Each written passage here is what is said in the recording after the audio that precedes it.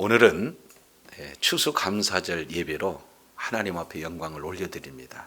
우리는 계속해서 마태복음의 본문을 통해서 한 절 한 절 하나님의 의도를 따라 하나님이 베푸신 그런 은혜를 지금 이렇게 살펴보고 있는 가운데 있습니다. 특히 이제 오늘 말씀은 마태복음 4장 12절부터 16절 이 말씀을 중심으로 은혜를 나누고자 합니다.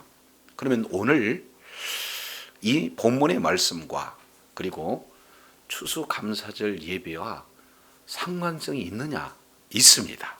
자, 14장 12절 내용을 보면은 예수님께서 이제 공생애의 첫 그런 출발에 앞서서 예수님이 거하시는 장소가 소개가 되고 있습니다. 예수께서 요한이 잡혔음을 들으시고 그 다음에 갈릴리로 물러가셨다가 이렇게 말씀하고 있어요. 그러면 우리 주님께서 요한이 잡혔다는 것을 듣자마자 갈릴리로 가셨다가 그리고 나사렛을 떠나서 스불림과 납달리 지방에 있는 가버나움에 가셨다. 지금 이렇게 말씀하셔요. 그리고 그곳에서 사신다는 거죠. 자, 여기에 우리 주님께서 지금 초점을 이렇게 주시고 계시는 그 내용이 어떤 곳이냐? 갈릴리 지역 나사렛이다라는 이 내용을 지금 초점을 두고 있어요. 그래서 예수님의 그 사역의 첫 출발점이 어디인가? 마태 기자는 오늘 말씀을 통해서 이렇게 소개하고 있습니다. 우리가 잘 알겠지만 이 세례 요한이 당시 헤롯의 절대적인 권력 속에서도 이제 말씀에서 벗어난 그런 헤롯 왕에게 굉장한 이제 지적을 하게 되죠. 왜냐하면 잘 알겠지만 바로 이 헤롯 왕이라고 하는 그 자는 동생 빌립의 아내를 빼앗았어요. 그리고 자기 아내로 취했어요. 이것은 윤리 도덕상 굉장히 심각한 문제가 되고 사실은 천일공노한 그런 죄악에 해당이 되잖아요. 그런데 권력 앞에 어떤 누구도 대항하지도 지적할 수도 없는 그때에 세례 요한은 그런 권력 앞에 지적하게 되는 거죠. 그 결과 지금 잡혔어요. 자, 그런데 문제는 예수님께서 이렇게 말씀대로 살고 말씀을 바로 증거하는 세례 요한이 잡혔다 그러면은 좀 도움을 주시면 좋지 않겠는가? 뭔가 그를 위해서 취해야 할 행동이 있었으면 좋지 않겠는가 하는 생각이 사람들의 생각일 수 있어요. 그런데 이런 상황 속에서 예수님께서 가시어서 사시는 장소가 어디인가? 갈릴리, 그리고 나사렛, 그리고 가버나움, 이렇게 지금 말씀을 하고 있어요. 그러면은 이 가버나움 지역이 어딘가? 스불론과 납달리 지경, 이렇게 표현을 하고 있죠. 자, 그러면은 이 내용은 어떤 것을 지금 의미하고 있는가? 이거 생각해 볼 필요가 있어요. 왜냐하면 예수님의 공생의 사역 가운데 절대 다수의 시간을 어디에서 사역을 진행하시냐면은 바로 이방 갈릴리 지역에서 사역을 하고 계시는 것을 살펴볼 수가 있습니다.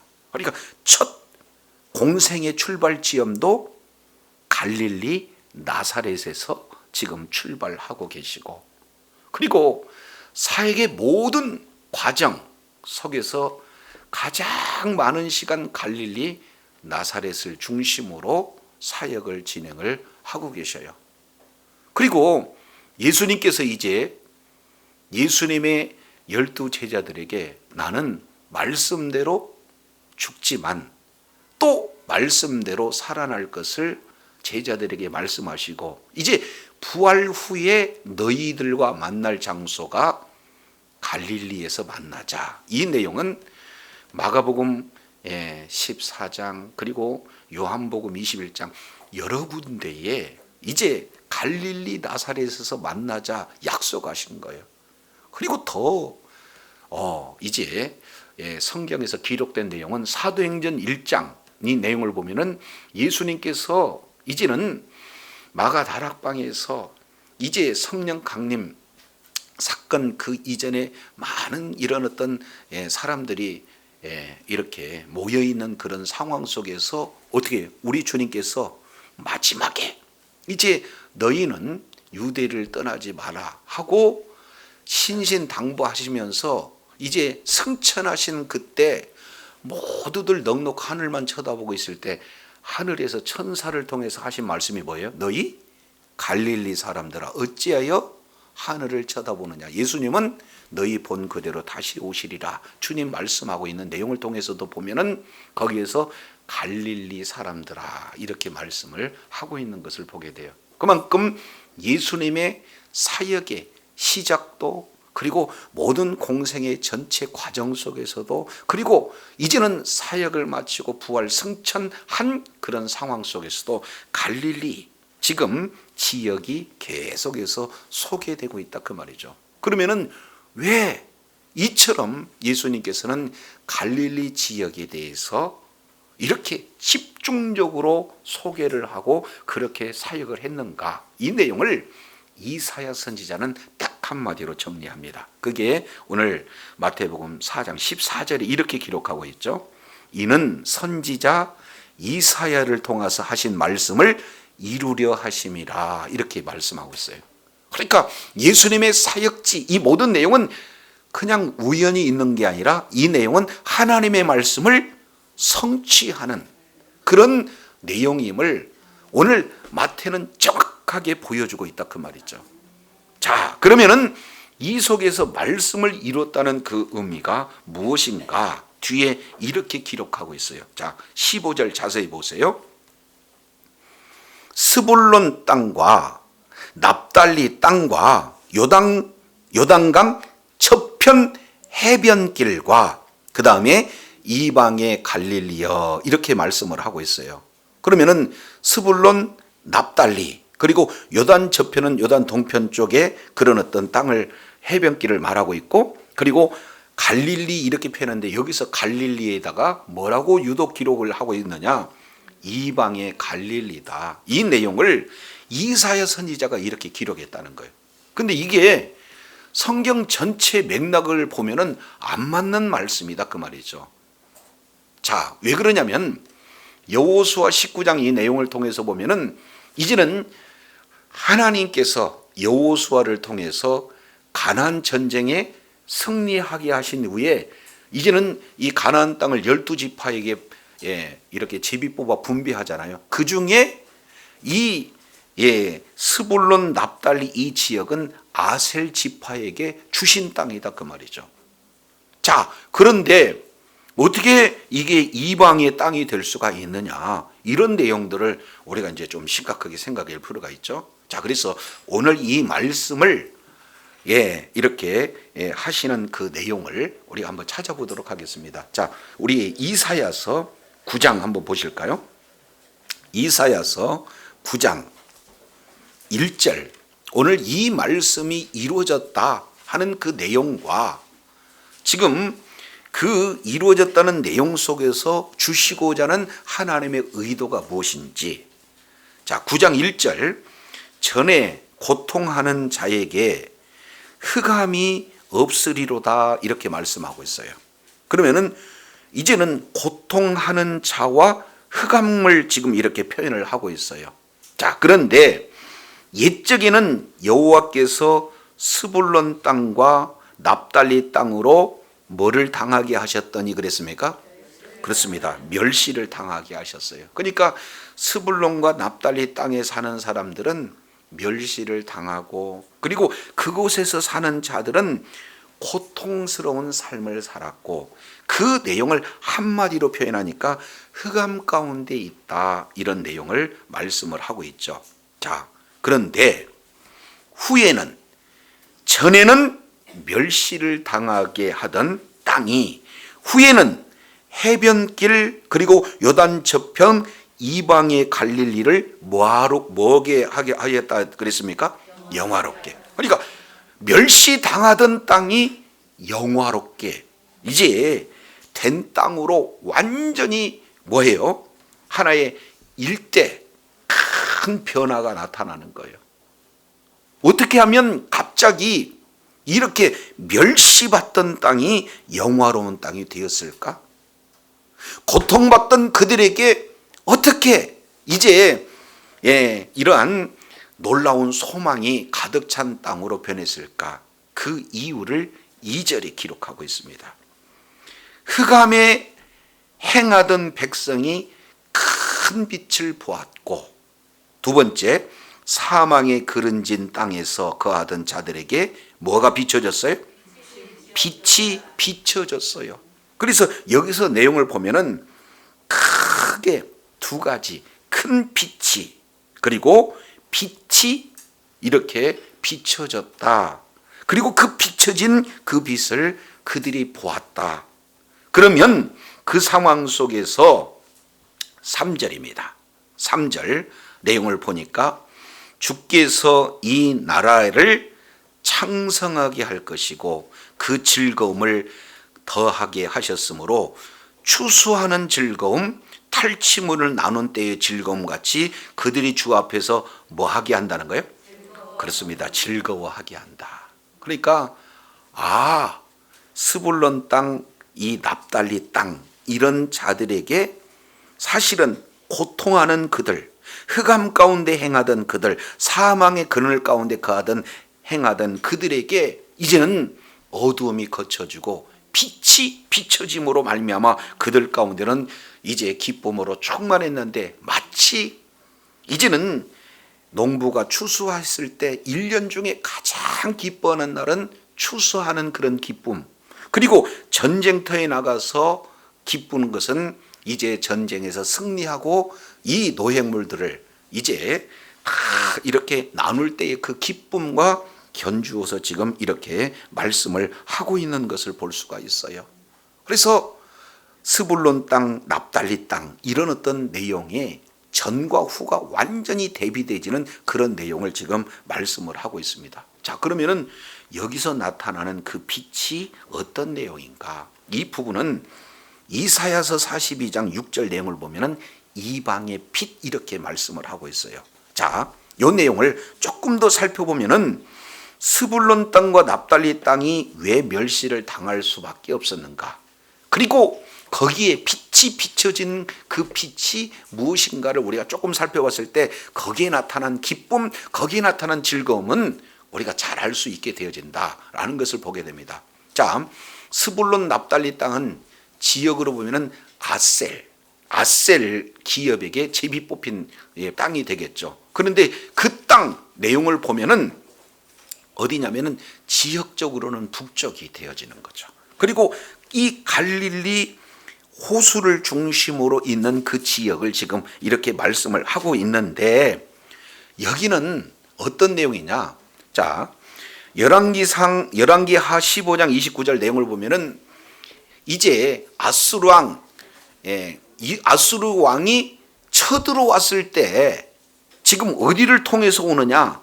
여기 스불론 납달리 지역을 통과해서 오고, 그리고 역대하 16장 4절 내용을 보면은 아람 군대가 이 땅을 이렇게 통해서 차지와요. 그러니까 늘 외부에서의 그런 나라들, 부강한 나라들, 힘센 나라들이 이스라엘을 쳐들어올 때는 꼭 통로가 스불론 납달리 지역을 통과해서 오게 되고, 그리고 와서 이제 그 지역에 있는 모든 내용들을 다 사람들을 잡아다가 아수르로 끌고 가고, 또 아수르에 있는 사람들을 이제는 여기에 갈릴리 해변 그 지역에다가 또 이렇게 아예 혼합 정책을 이렇게 쓰기 때문에 하나님께서 이스라엘 백성들에게 약속의 땅, 이 기업으로 주신 그런 땅인 것은 분명한데 이 땅이 어떻게 되는 거예요?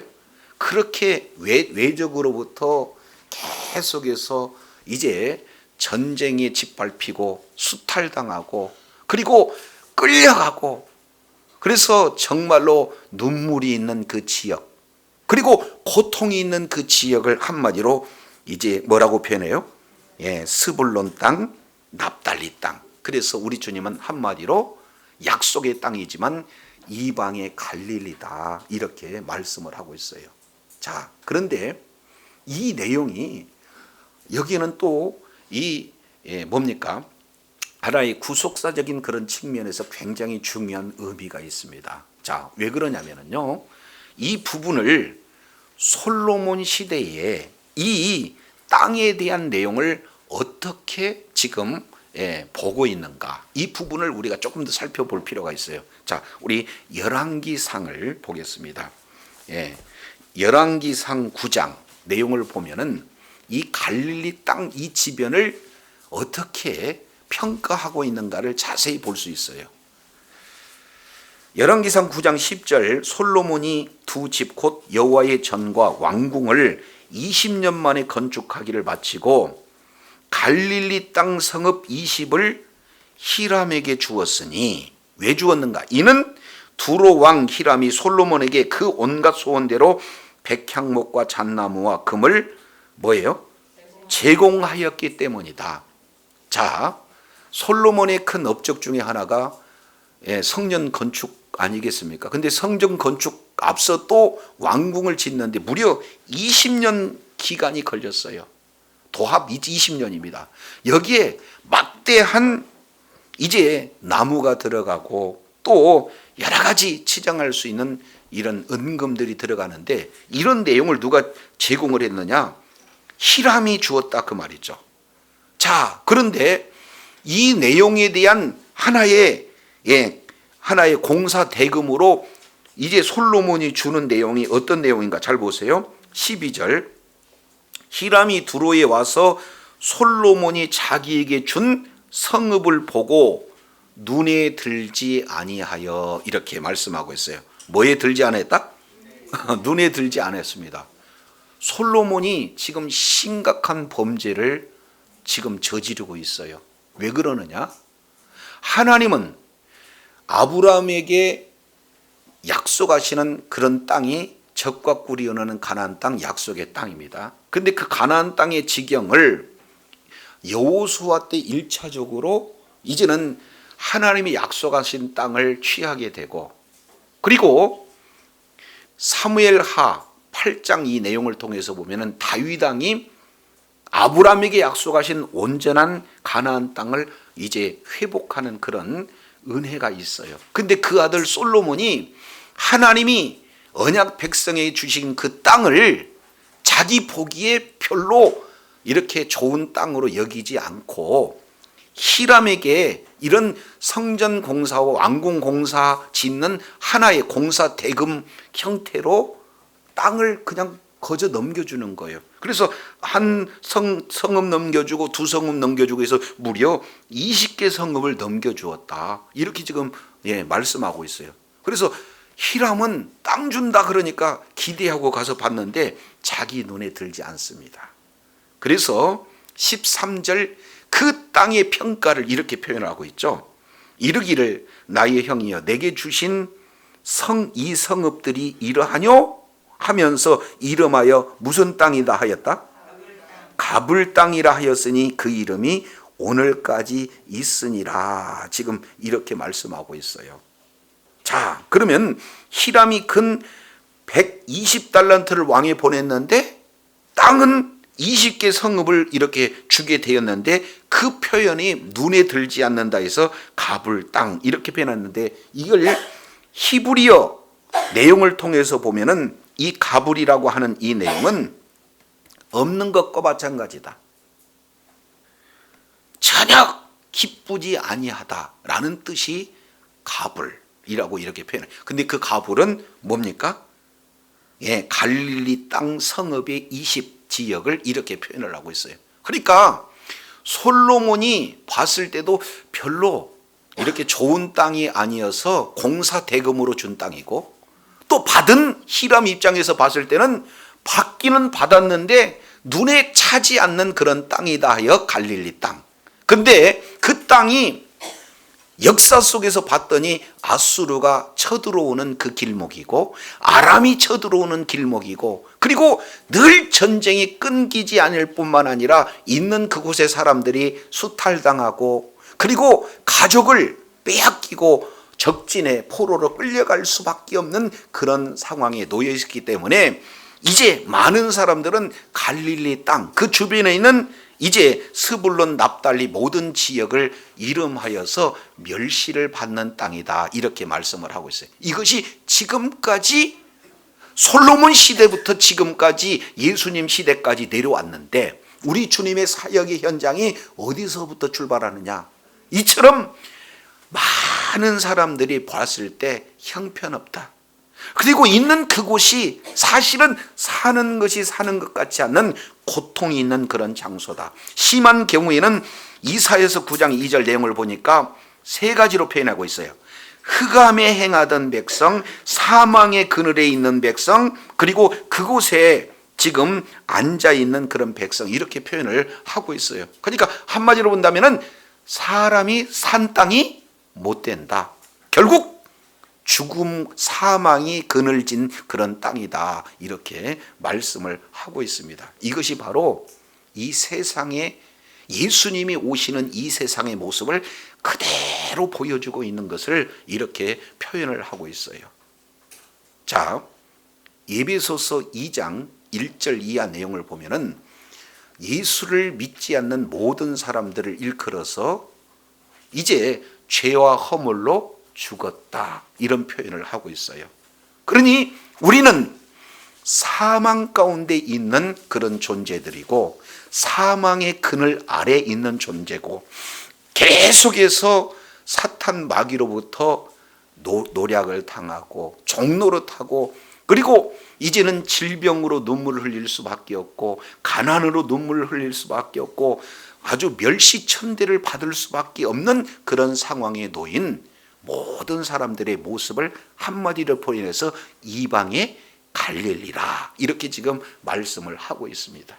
그잖아요. 그래서 우리는 사실 살지만 지옥과 같은 환경에서 우리가 때로는 지옥을 만들기도 하고 지옥의 환경에 묶여서 살 수밖에 없고 사탄 마귀의 철저하게 노예돼서 살 수밖에 없는 그런 상황 속에서 그 장소로 누가 오셔요? 예수님께서 오시는데 그런 사망의 그늘 앞에서 오신 예수님을 이름하여 빛이다. 지금 이사야서는 이렇게 말씀을 하고 있어요. 그래서 이 내용을 이제 사실은요 가장 첫 번째 출발점 이 내용도 어디서부터 시작하냐면 창세기 1장 1절부터 3절까지 이 내용을 잘 대변하고 있습니다. 하나님이 천지를 창조하실 때 2절이 이렇게 표현하고 있어요. 땅은 혼돈하며 공허하고 흑암은 깊음 위에 있고, 여기서 땅이라고 하는 이 내용은 이제 우주 만물의 땅 이렇게도 표현하지만 실질적으로 본다면 우리 주님은 사도 바울은 이 내용을 표현할 때 우리의 마음 상태를 그대로 표현을 하고 있어요. 크게 두 가지 내용의 어려움이 갖춰져 있죠. 하나는 혼돈의 문제, 또 하나는 공허의 문제. 근데 이 혼돈과 공허를 온전히 싸고 있는 것이 뭐냐? 흑암의 문제라는 거예요. 자, 여기서 혼돈이라고 하는 내용은 우리가 창세기서를 살펴볼 때 무질서라고 이렇게 말씀을 드렸습니다. 그리고 공허라고 하는 이 내용은 텅 빔. 그래서 인생의 큰 두 가지 문제, 하나는 무질서 문제, 또 하나는 텅 빔의 문제예요.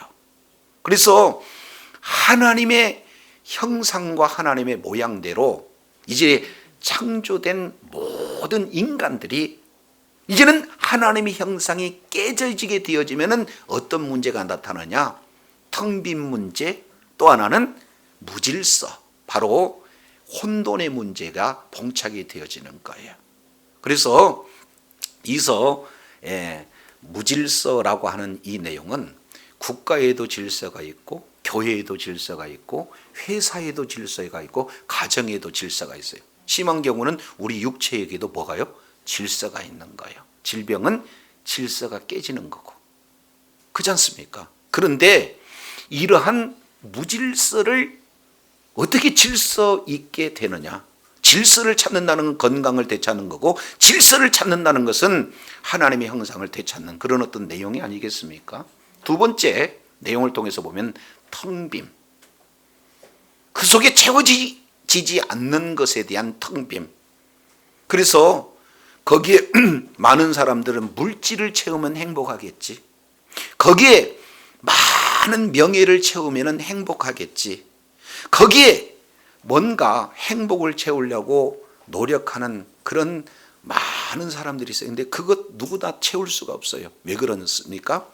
흑암이 전체를 다 덮고 있기 때문에 사실은 흑암 가운데 있는 사람들의 모습을, 창조의 그 땅 모습을 그대로 보여주고 있는 거거든요. 근데 이 흑암의 문제를 이 세상의 과학으로도 철학으로도 이 세상의 어떤 지식으로도 이 흑암의 문제를 해결할 수가 없는데, 이 해결할 수 있는 유일한 것이 바로 빛인 줄로 믿습니다. 그래서 1장 3절에 빛이 있으라 하심에 빛이 있었고, 빛이 비춰지면 어둠은 떠나갑니다. 무질서가 질서로가 됩니다. 텅 빈 상태가 채워진 줄로 믿습니다. 그러니까 하나님의 말씀이 들어가면은요, 이제는 질서가 채워져요. 그래서 자녀들이 사실은요, 부모님을 사랑하고 부모님을 존경하지 못하는 것은 질서가 깨진 건데, 말씀이 들어가면은 효자 효녀가 됩니다. 학생이 말씀이 그 속에 들어가면은요, 공부의 지혜가 나타나는 거예요. 직장에서 경영에 그 놀라운 지혜가 나타나게 된다, 그 말이에요. 이거 모든 것이 다 뭐예요? 질서 회복이에요. 그러니 이 빛이 있으라 하심에 빛이 있었고, 이 내용은 흑암을 걷어내고, 이 흑암 속에서 빛이 바로 사실은 어떤 내용을 말씀하느냐, 온 우주 만물을 창조하고 있지만 이 내용을 사도 바울은 고린도 후서에서 이 내용을 우리 마음 상태로 해석하고 있습니다. 자, 이제 우리 잠깐 고린도 후서를 이렇게 살펴보도록 하겠습니다. 고린도 후서 4장 내용을 보면은 이렇게 말씀을 하고 있어요. 자, 3절입니다. 만일 우리 복음이 가려웠으면 망하는 자들에게 가려운 것이다. 그러니까 예수 그리스도가 복음인 줄로 믿습니다. 예수님을 전했는데 그 예수님을 받아들이지 않는다. 사도 바울은 망한 자라는 거예요. 왜 그러느냐? 4절 그 원인이 있죠. 그 중에 이 세상 신이 믿지 않는 자들의 마음을 혼미하게 하여 그리스도 영광의 복음의 광채가 뭐한다? 그래서 그리스도는 뭐라고 얘기했냐면 영광의 복음의 광채라고 말씀하고 있어요. 영광의 복음의 빛이 예수님이라고 지금 말씀을 하고 있어요. 근데 그 빛이 비춰지지 못하도록 이 세상식, 다른 말로 사탄이가 방해한다. 그러면서 그리스도는 하나님의 형상이니, 6절 여기에 오늘 말씀하고자 하는 내용이에요. 어두운 데서 빛이 비추라. 이 내용은 창세기 1장 3절에 흑암 가운데 있는 상태에서 빛이 비추려다 하신 그 하나님께서, 잘 보세요, 예수 그리스도의 얼굴에 있는 하나님의 영광을 아는 빛이 우리 마음에 비쳤느니라. 우리의 어디에 비쳤어요? 마음에. 그렇습니다. 마음에 비친 거예요. 자, 그런데 그 마음에 비친 것은 뭐냐? 그리스도 얼굴에 있는 영광의 빛이다. 그 영광의 빛이 마음 가운데 확 비춰지니까 어떻게 돼요? 어둠은 떠나가고 이제는 빛 가운데 거하는 하나님의 자녀가 되었습니다.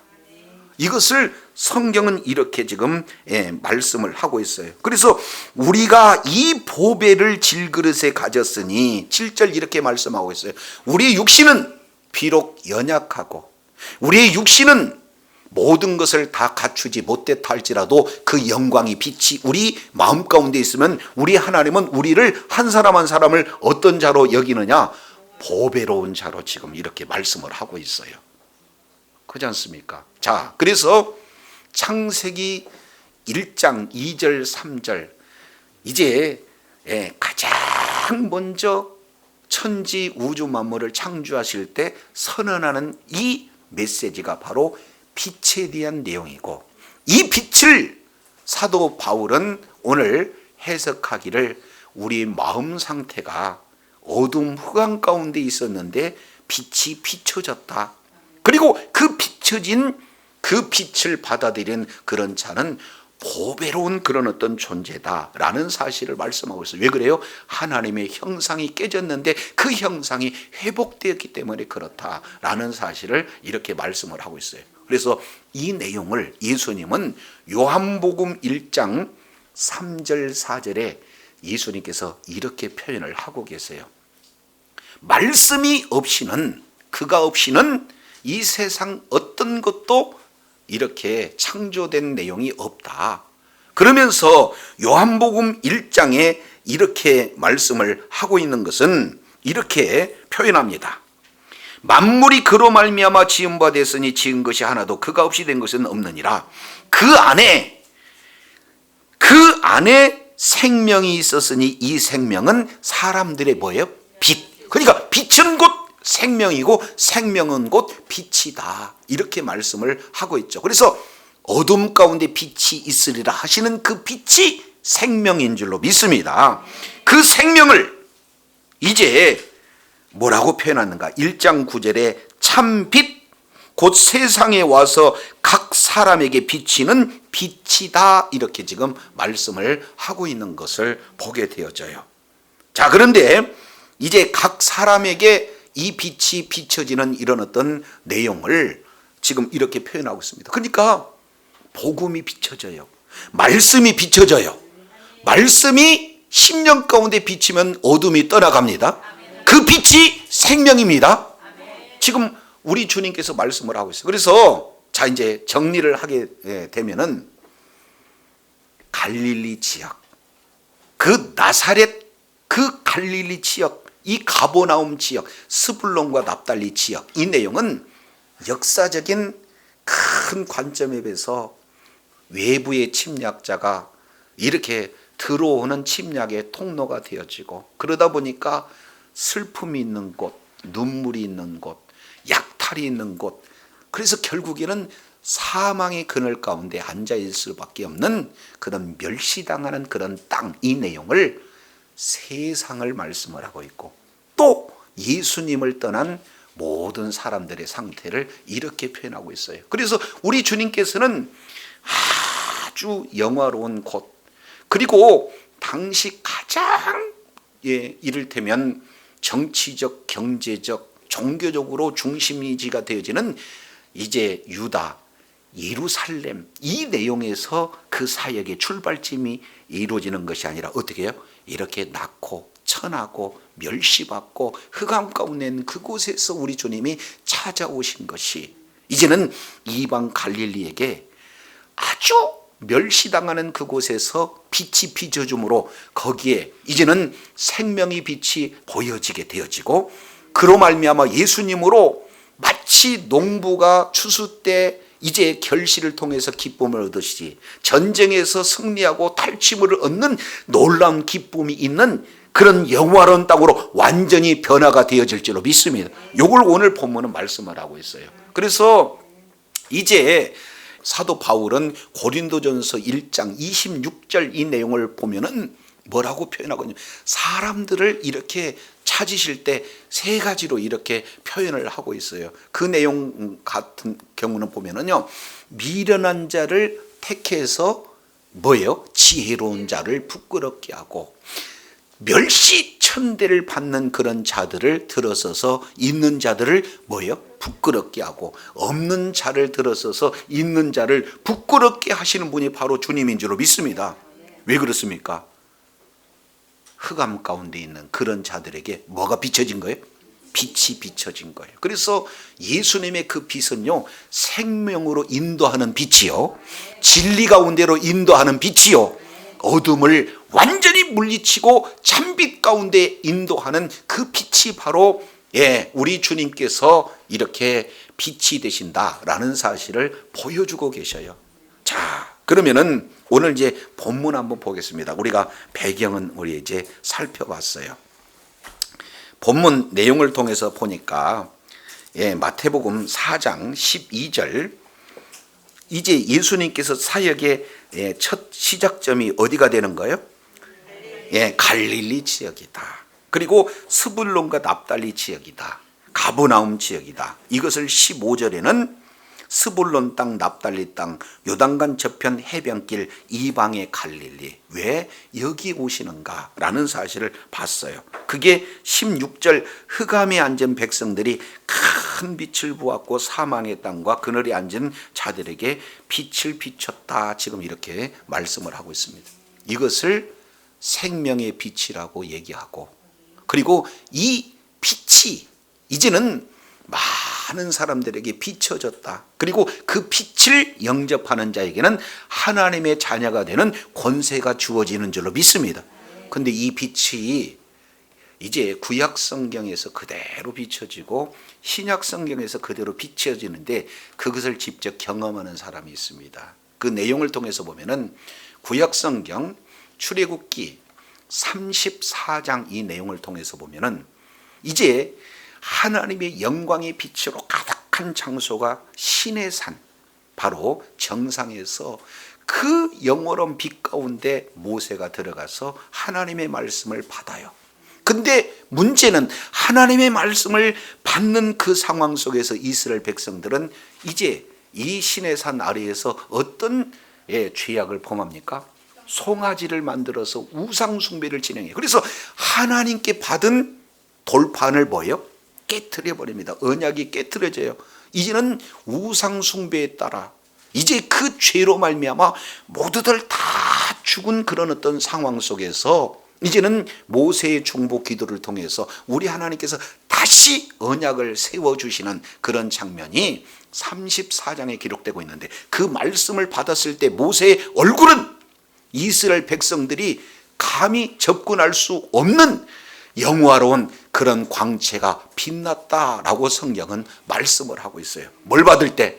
말씀을 받을 때 모세의 얼굴에 빛이 주의 영광으로 충만해서 사람들이 볼 수 없었다. 그 말씀의 빛을 모세가 이제 구약 성경에서 대표적으로 보고 있는 것을 볼 수 있습니다. 자, 그런데요, 이 내용이 예수님께서 신약 성경 마태복음 17장 1절부터 3절 이하 내용을 살펴보게 되면 변화산에서 예수님이 그 영광, 예수님의 얼굴에 있는 영화로운 빛을 예수님의 세 제자 베드로, 야고보, 요한에게 보여주셨어요. 자, 이 내용을 직접 예수님의 제자들이 경험을 했다, 그 말이에요. 이게 그들에게는 큰 충격이 되어져요. 그런데 신약 성경에 한 사람이 더 경험하는데, 여러분 잘 알고 있는 사도 바울이 이 빛을 봤잖아요. 그렇기 때문에 고린도 후서에서 잘 이렇게 정리하고 있는 것을 봅니다. 사도행전 9장 내용을 보니까 다메섹 도상에서 뭐예요? 빛이 비춰지는 그 빛, 그 영화로운 빛, 이 때문에 이제는 흑암에 있었던 사도 바울이 뭐예요? 떨어져서 거의 막 죽을 그런 지경이 되어졌던 것을 이렇게 살펴봅니다. 그런 예수님의 빛을 직접 뭐 했어요? 경험한 자예요. 오늘 본문 내용을 통해서 봤더니 흑암 가운데, 사망의 그늘 가운데 놓여있는 자들은 스불론, 납달리, 갈릴리 지역에 있는 그 사람들만이 있는 게 아니라, 요걸 이제는 전체 큰 틀로 살펴봤더니 이 세상 가운데 있는 모든 자들이 마치 스불론, 납달리, 그리고 이방 갈릴리와 똑같은 그런 상황 가운데 놓여있던 자들이다. 갑을 쓸모없는 땅이다 라고 평가되는 그 속에서 사는 자들이다. 사탄 마귀에서 계속해서 노략당할 수밖에 없는 그런 땅이다. 그 속에서 살다가 영원히 지옥불에서 고통받아야 할 저와 여러분을 구원하시기 위해서 참빛 되신 예수님께서 흑암 가운데 오신 분이 바로 예수님인 줄로 믿습니다. 그래서 예수님의 그 생명을 받아들인 자는 이제는 멸시받은 자가 아니라 영화로운 자리로 그 자리가 옮겨지게 되는 줄로 믿습니다. 이것이 우리에게 얼마나 큰 기쁨이 되어진가 라는 사실을 말씀하고 있어요. 그래서 예수님은 요한복음 8장 12절에서 나는 세상의 빛이다 이렇게 말씀을 하고 있고요. 그리고 이제 우리 주님께서는 마태복음 이제 5장 14절 내용이니까 너희가 세상의 빛이다. 이렇게 말씀하고 있어요. 그 참빛을 받아들인 자를 우리 주님은 너희가 이제 세상에 빛이 되어진다, 이렇게 말씀을 하고 있어요. 그러니 어둠 사망 가운데 놓여있던 우리가 이제는 빛 가운데로 나타나서 어떻게 되면 우리가 뭐예요? 빛이라는 거예요. 그래서 이 내용을 사도 베드로는 그 유명한 베드로전서 2장 9절 내용을 보니까 너희는 택하신 족속이요 왕같은 제사장이요 그의 소유된 백성이니 너희를 어두운 데서 불러내서 기이한 빛 가운데로 들어가게 하신 그 분을, 아름다운 그러한 덕을 뭐 한다? 선포하는 자다라고 주님께서 말씀을 하고 있어요.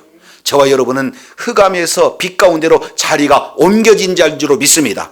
멸시된 그런 자리에서 뭐가 되는 거예요? 이제 영화로운 자, 질그릇 가운데 보배로운 자가 저와 여러분이 되어지는 줄로 믿습니다. 그래서 이제는 많은 사람들 세상 가운데 이제는 아직도 어둠 가운데 헤매이는 그런 자들, 물질이 있어야 살 수 있다, 그리고 명예가 있어야 살 수 있다, 권력이 있다, 살 수 있다라고 그렇게 찾아가는 많은 자들에게 아니다, 물질이 없어도 진정한 빛이 있어야 된다, 권세 권력이 없어도 진정한 권세는 말씀이시다, 이런 참 진리를 저와 여러분이 깨달았다면 이제는 대통령을 향해서도 예수 믿으세요, 재벌을 향해서도 예수 믿어야 행복합니다, 이렇게 전할 수 있는 존귀한 자가 되어진 줄로 믿습니다.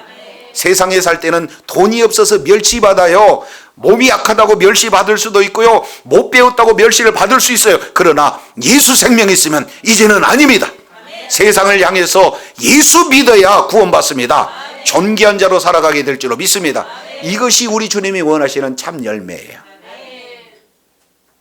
메이플라워를 타고 영국에서 말씀대로 신앙생활을 하겠다고 이제 태평양을 건너서 아메리칸 대륙에 오는 그 가운데 수많은 사람이 죽어요. 이제 척박한 그런 땅에 놓여서 정말로 신앙을 지키면서 살겠다고 농사를 지르면서 풍토병에 죽어갑니다. 그리고 이런 여러 가지 원주민들과 그런 어떤 위협 속에서 살아가는 그때에 우리 하나님의 은혜로 지금까지 바다에서 위험에서도 지켜주시고, 그리고 풍토병에서도 지켜주시고, 원주민 속에서도 보호해 주시고, 하나님이 때를 따라 비도 내려주셔서 이렇게 아름다운 결실을 맺으니 이것은 전적인 은혜입니다 하고 하나님 앞에 이제 예물을 드려 이제 추수감사절을 하는 내용이 그 기원이라면, 이런 육적인 열매도 전적으로 하나님의 풍성한 은혜인 줄로 믿습니다. 그러나 진짜 우리 주님이 바라는 것은 오늘 본문의 내용을 통해서 살펴봤어요. 흑암 가운데 있는 그런 자들, 소망 없이 살아가는 그런 자들, 사망 가운데 살아가는 그런 자들이 큰 빛을 보고 참빛 되시는 예수님을 받아들임으로 말미암아 이제 사망에서 생명으로 옮겨간 그 자를 우리 주님이 진정한 알곡으로 말씀하고 있는 줄로 믿습니다. 이제 알곡된 우리, 어둠 가운데서 기이한 빛 가운데 들어가게 하신 분이 바로 주님이시다. 그래서 우리가 세상의 빛이 돼 있어 아직도 어둠 가운데 방황하고 정말로 눈물 흘리며 괴로워하는 많은 자들에게 예수님만이 진리다, 예수님만이 참빛이다, 그 진리 가운데로 인도하시는 분이 바로 예수님이다, 바로 복음을 증가해서 한 영혼이라도 주님의 품으로 돌아온 것이 우리 주님이 바라는 하나님의 결실이요 열매인 줄로 깨달으시길 바랍니다. 내가 하나님 앞에 알곡으로 주님 앞에 드려야 되고, 많은 영혼을 주님 앞에 바로 알곡으로 드려지는 것이 추수감사절 속에 주어지는 영육간의 열매인 줄 저와 여러분을 깨닫고, 주님 오시는 그날까지 풍성한 열매를 가득가득 맺어 날마다의 삶이 추수감사 예배요 하나님 앞에 영광 돌리는, 허락하신 분복 또한 다 받아 누리는 축복자요 능력자요 지혜자들 다 되시기를 예수 이름으로 축원합니다. 축원합니다. 기도하겠습니다.